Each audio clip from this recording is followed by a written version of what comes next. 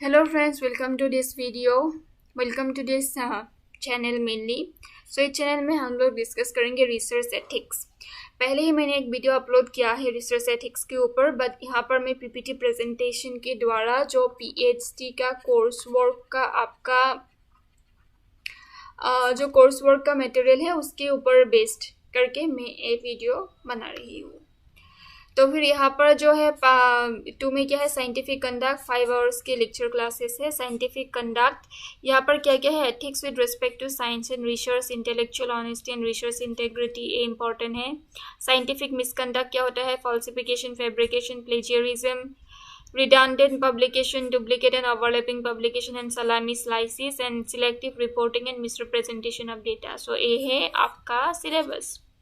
तो यहाँ पर हम लोग डील करेंगे ethics with respect to science and research ethics. ठीक है, कहाँ पर है ethics with respect to science and research ethics, ये वाला फर्स्ट वाला। क्या होता है ethic with respect to science, क्या होता है? Scientific ethics calls for honesty and integrity. जहाँ पर भी एथिक आएगा, एथिक का एटिमोलॉजी क्या है, एटिमोलॉजी क्या है? वैसे ethics is derive from the Greek word Athos.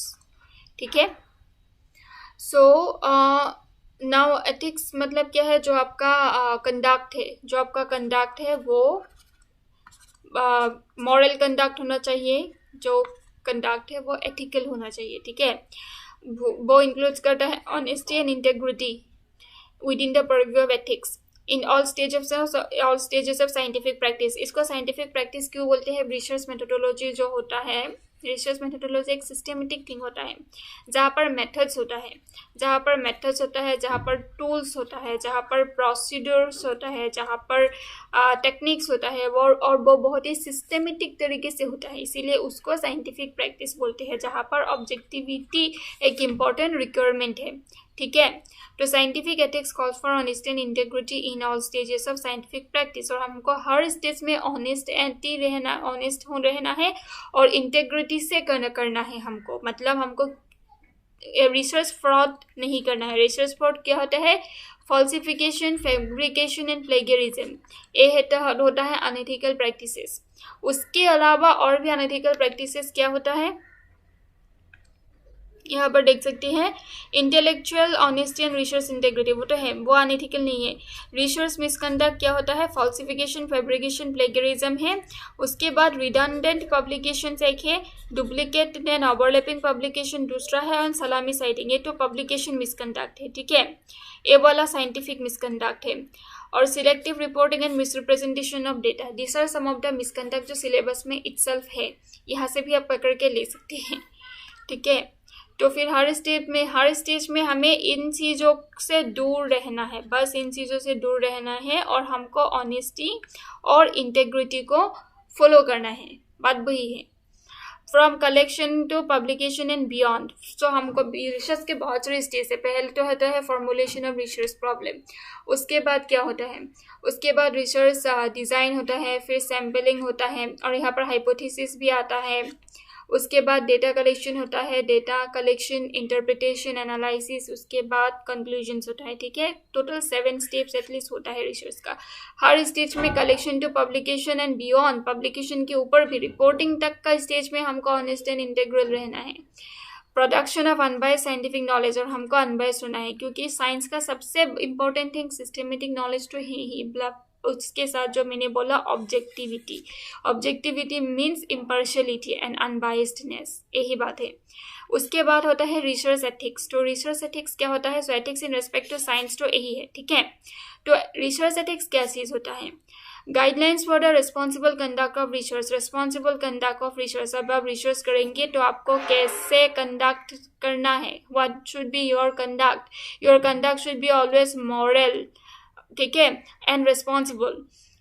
Educates and monitor scientist conducting the research, जैसे कि हम लोग अभी पीएचडी कर रहे हैं। ठीक है, आप एलएलएम में भी हो सकती है। ठीक है, now why we have this paper research in publication ethics, वैसे बोलिए यूजीसी के अंदर, क्योंकि हमको एडुकेट करना है उन्हें, हमको इस चीज़ों के बारे में बताना है, हमको उस हिसाब से हमको मोल्ड करना है, ताकि हम इस तरह के प्रैक्टिसेस ना करें। क्योंकि जब हम एलएलएम कर रही थी तो हमारे पास हमारी एक पेपर नहीं था, तो हमने रिसर्च उस तरीके से नहीं किया जिस तरीके से एक्चुअली हमें करना है। अभी पीएचडी में ही पता चला है कि क्या होता है, कैसे रिसर्च एक्चुअली करता है एथिकल वे में। To ensure a high ethical standard, बात वही है। Ethics with respect to science and research, तो ethics with respect to science तो यहाँ पर ही है, ethics with respect to science ये वाला जो लिखा है ये है। Ethics with respect to research क्या होता है? पहली बात तो ऑनेस्टी, आपको बहुत ही ऑनेस्ट होना पड़ेगा। दैट मीन्स आपको प्लेगरिज्म नहीं करना पड़ेगा, falsification, fabrication, manipulation of data, misrepresentation of data, incorrect reporting, improper reporting, इस तरह की चीज़ों से आपको दूर रहना होगा, ठीक है। ऑब्जेक्टिविटी मतलब आपको ऑब्जेक्टिव रहना होगा, अनबायस्ड रहना होगा, इम्पार्शियल रहना होगा। अगर आपका आइडियोलॉजिकल क्लैशेस अगर कुछ होगा, जैसे कि कन्फ्लिक्ट ऑफ इंटरेस्ट भी अगर कुछ होगा, वो सब कुछ आपको अवॉइड करना होगा। अगर आपका आइडियोलॉजी कुछ और है और आप उसी से आपको रिसर्च करते करते आपको कुछ और फाइंडिंग्स मिला है जो आपको आइडियोलॉजी से मैच नहीं करता है, इसका मतलब ये नहीं है कि आपको मतलब आपके आइडियोलॉजी की तरफ ही बायस्ड होकर रिसर्च करना है। आपको बहुत ही ऑब्जेक्टिव एंड अनबायस्ड रहना पड़ेगा। एंड इंटेग्रिटी, आपको बहुत ही इंटेग्रल रहना पड़ेगा। इंटेग्रिटी एक लॉन्ग टर्म में जो आपका पर्सनैलिटी है, जो कैरेक्टरिस्टिक्स हैं, जो ऑनेस्टी है, वो लॉन्ग टर्म में अगर आप उसको मेंटेन करते हैं तो उसको इंटेग्रिटी बोलते हैं। केयरफुलनेस, जो आपको एनिमल एंड ह्यूमन सब्जेक्ट के ऊपर अगर टेस्ट करना है, जैसे कि हम लोगों का तो सोशल लीगल मतलब रिसर्च है, हमें एनिमल टेस्टिंग की ज़रूरत नहीं है। लेकिन अगर हम ह्यूमन को इंटरव्यू ले या क्वेश्चनियर सेंड करें, उनके ऊपर रिसर्च करें, तो हमको इस बात के लिए अवेयर होना पड़ेगा कि हम उनका इन्फॉर्म्ड कंसेंट ले। ओपननेस रहना पड़ेगा, मतलब आपको आपका न्यू आइडियाज़ की तरफ आपका ओपननेस एक बहुत ही इंपॉर्टेंट ठीक है। जैसे कि इंटेलेक्चुअल क्यूरियोसिटी एक इम्पॉर्टेंट चीज़ है, इंक्विजिटिवनेस फॉर नॉलेज और एक इम्पॉर्टेंट चीज़ है। उसी तरीके से हमको हर चीज़ को लेकर ओपन रहना बहुत ही ज़रूरी है। नया नया फैक्ट्स आएगा, आपको उसको ओपनली एक्सेप्ट करना पड़ेगा उसको, ठीक है। और रिस्पेक्ट फॉर इंटेलेक्चुअल प्रॉपर्टी, जैसे कि प्लेगरिज्म, इस तरह की प्रैक्टिसेस आपको नहीं करना पड़ेगा। कॉन्फिडेंशियलिटी मतलब प्राइवेसी, आपको प्राइवेसी कंसर्न को बहुत ही मेंटेन करना पड़ेगा। आपका जो रिसर्च पार्टिसिपेंट है उनका प्राइवेसी आपको मेंटेन करना पड़ेगा, उनका एनोनिमिटी आपको मेंटेन करना पड़ेगा, और उनको इस चीज़ का एश्योरेंस देना पड़ेगा कि आप उनकी कॉन्फिडेंशियलिटी के ऊपर ख्याल रखेंगे, ठीक है। रिस्पॉन्सिबल पब्लिकेशन जो होता है वो सब आपको करना पड़ेगा, जैसे कि आपको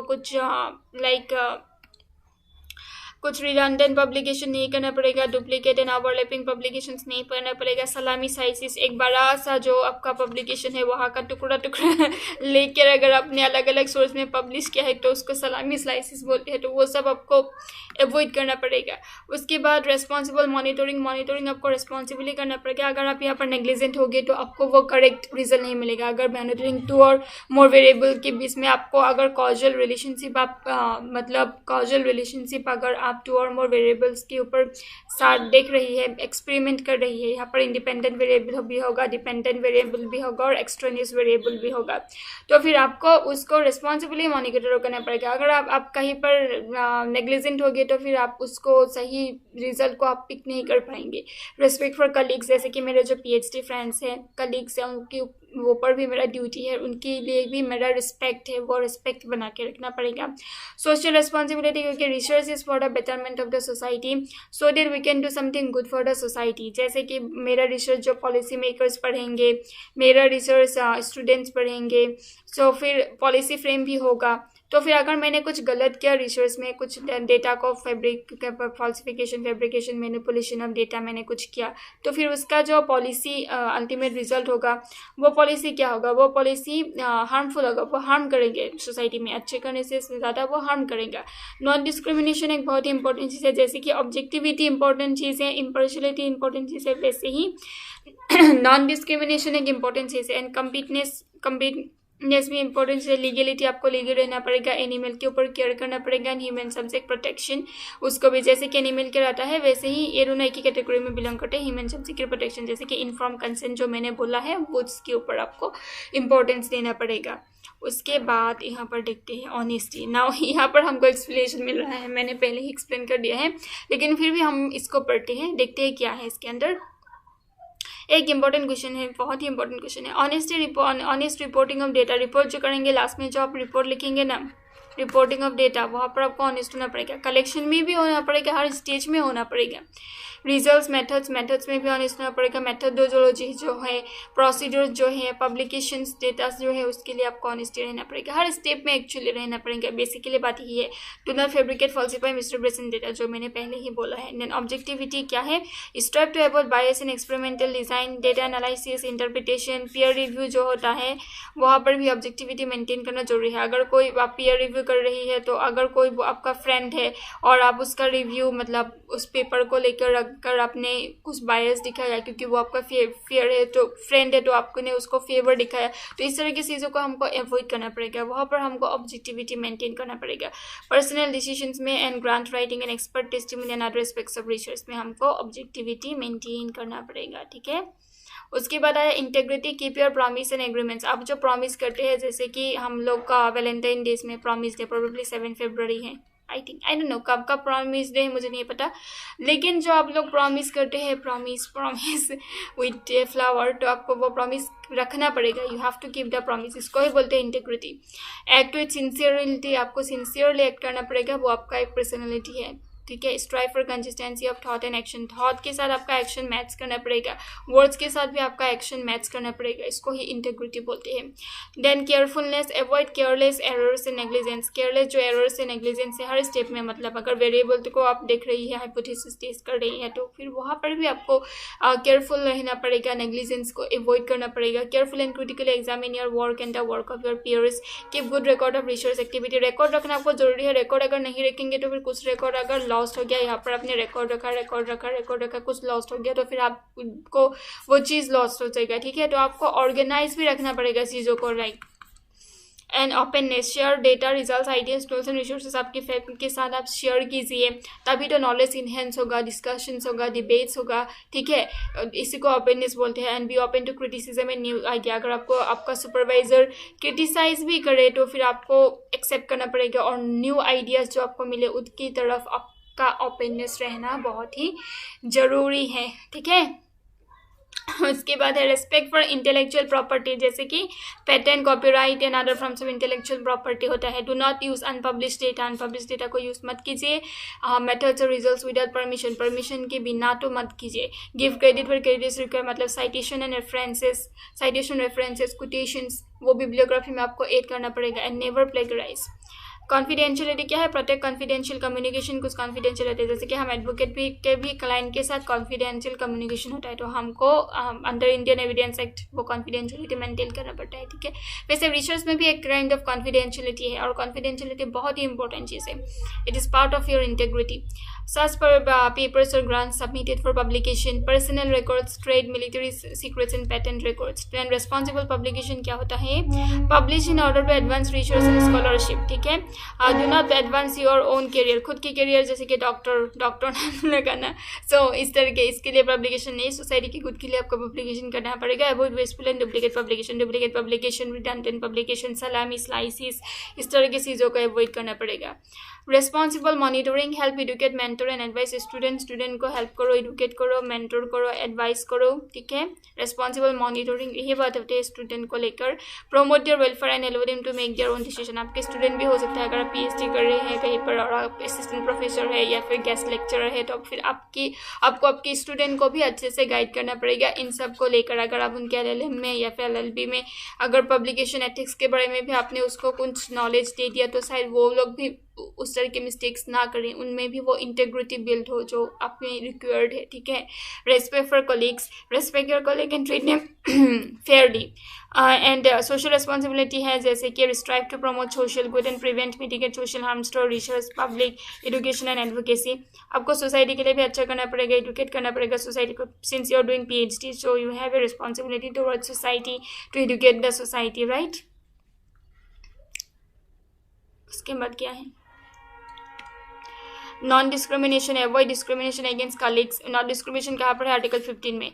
on the basis of race, sex, ethnicity और other factors that are not related to their scientific competence and integrity. Then competence, maintain and promote your own professional competence and expertise through life long education and learning. खुद का professional competence को maintain करना पड़ेगा। Legality, know and obey relevant laws, law को obey करना पड़ेगा, जैसे कि जहाँ पर गाइडलाइंस है UGC के जो गाइडलाइंस है प्लेगरिज्म के ऊपर, वो भी एक काइंड ऑफ लाइक गाइडलाइन है। ठीक है, हमको उस टाइप की चीज़ को भी फॉलो करना पड़ेगा।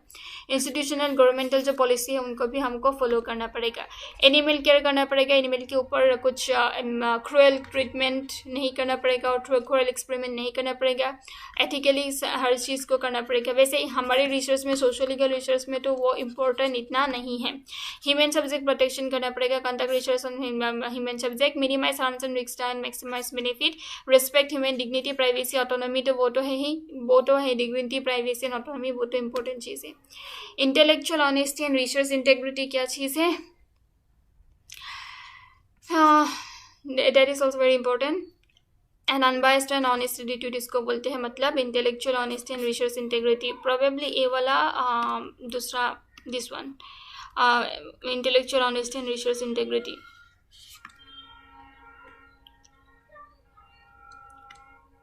क्या होते हैं?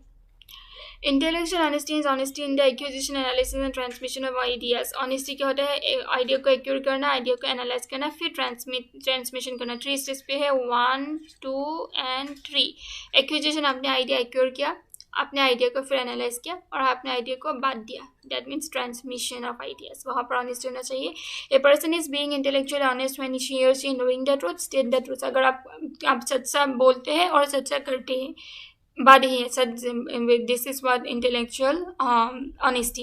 Intellectual honesty pertains to any communication intended to inform and persuade. Intellectual honesty combine good faith, important element है इंटेलेक्चुअल ऑनेस्टी का, with a primary motivation towards seeking true beliefs. ठीक है। Intellectual honesty is an applied method of problem solving characterized by unbiased honesty. तो unbiased होना पड़ेगा, honest होना पड़ेगा, which can be demonstrated in a number of different ways, including क्या है? Enduring support for chosen ideologies does not interfere with the pursuit of truth. जैसे कि मैंने बोला था, आइडियोलॉजी अगर आपका कुछ और है और आप बहुत ही रिजिड है, बहुत ही रेडिकल है आपका आइडियोलॉजी, और आप उस आइडियोलॉजी में फिर आपका रिसर्च अलग है आपकी आइडियोलॉजी से, तो आपको वो objectivity, unbiasness and impartiality maintain करना पड़ेगा। Relevant facts and information are not purposefully omitted, मतलब फैब्रिकेशन, फॉल्सिफिकेशन, वो सब आपको नहीं करना पड़ेगा। Even when this thing may contradict one's hypothesis. Facts are presented in an unbiased manner, facts को अनबायस्ड मैनर में प्रेजेंट करना पड़ेगा। फैक्ट्स को ऐसे घुमा फिरा के, ऐसे खुद की मतलब ऐसे आप फैक्ट्स को नहीं दे सकते कि आपका खुद का point of view he support करे, दूसरों का नहीं। आपको बहुत ही न्यूट्रल पर्सपेक्टिव रखना पड़ेगा फैक्ट्स को प्रेजेंट करने के समय, and not twisted to give misleading impressions or to support one's view over another. References or earlier work are acknowledged. References और acknowledgement जो होता है where और plagiarism, इस चीज़ों को avoid करना पड़ेगा। ठीक है। देन रिसर्च इंटेग्रिटी क्या होता है? इंटेलेक्चुअल ऑनेस्टी के बारे में तो हमने इस स्लाइड में पढ़ लिया। ठीक है। तो रिसर्च इंटेग्रिटी क्या होता है? There are ethical consideration of how to proceed in the course of conducting any matter of scientific research. This are referred to as the procedural ethics. Procedural ethics जो होते हैं and signifies the typical areas of responsible conduct of research including issues such as falsification, fabrication, plagiarism, conflict of interest. ये सब हम broadly पढ़ेंगे जब हम लोग ब्रॉडली पढ़ेंगे, तो फिर अभी तो पॉइंट वाइज ही इसको रख लीजिए। बाद में तो हम वैसे भी पहले ही मैंने एक्सप्लेन कर दिया था, पहला भी और एक वीडियो है जहाँ पर मैंने फॉल्सिफिकेशन, फैब्रिकेशन, प्लेगियरिज्म क्या है वो एक्सप्लेन किया है और करते रहूँगी ऑब्वियसली, बिकॉज बात यह है कि जो ये पेपर है ना वहाँ पर हर चीज़ें रिपीटेड होते जा रही है। तो अगर ओवरऑल कंसेप्ट आप ऐसे भी जान लो तो भी यहाँ से आप आराम से क्वेश्चन लिख सकते हो।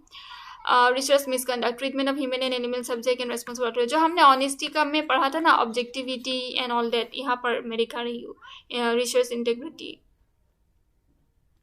यहाँ पर जो पढ़ा था ना रिसर्च एथिक्स, वो एक जैसे ही चीज़ है। तो बेसिकली चीज़ तो एक जैसे ही है, डिफरेंट वे में प्रेजेंट किया गया है। अच्छा, उसके बाद क्या है? रिसर्च इंटेग्रिटी क्या है? According to national office for research integrity, national office for research integrity, there are 9 main areas to consider in the responsible conduct of research. क्या है सब? Data acquisition, management, sharing and ownership. Data कैसे acquire करेंगे, manage करेंगे, share करेंगे और ownership के ऊपर। कॉन्फ्लिक्ट ऑफ इंटरेस्ट एक इंपॉर्टेंट चीज and commitment. Human subject, animal welfare, research misconduct, publication practice and responsible authorship, mentor training responsibility, peer review, collaborative science, इसमें इंपॉर्टेंट है। उसके बाद क्या है? Scientific misconduct, falsification, fabrication and plagiarism में हम नेक्स्ट वीडियो में डील करेंगे। अभी के लिए बस इतना ही। और अगर आप अभी तक इसको देख रहे हैं, चैनल को देख रही है, तो प्लीज़ चैनल को थोड़ा सा सपोर्ट की ज़रूरत है, इसीलिए आप लाइक, शेयर, सब्सक्राइब, कमेंट जो भी करना है कीजिए ताकि मुझे थोड़ा सा बूस्ट मिले। बाकी मैं अगर और जो भी है कुछ और वीडियो भी मैं मतलब 3 में जो पॉइंट है ना, scientific misconduct, falsification, fabrication, plagiarism, हमें बहुत ही ज़्यादा इंपॉर्टेंट है, तो मैं अभी ये टॉपिक नेक्स्ट वीडियो में कवर करूँगी। Thank you, thanks for watching.